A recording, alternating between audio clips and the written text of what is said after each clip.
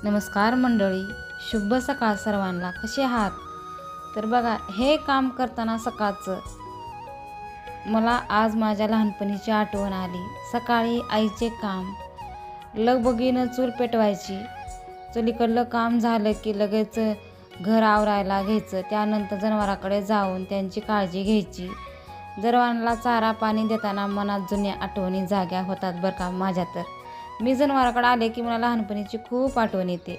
त्या दिवसात कष्ट खूप होते, पण त्या कष्टामध्ये एक वेगळाच आनंद होता, आहे का नाही? आजही सकाळच्या या कामामधल्या माझं जुनं आयुष्य आणि त्या सुंदर आठवणी पुन्हा अनुभवायला मिळतात.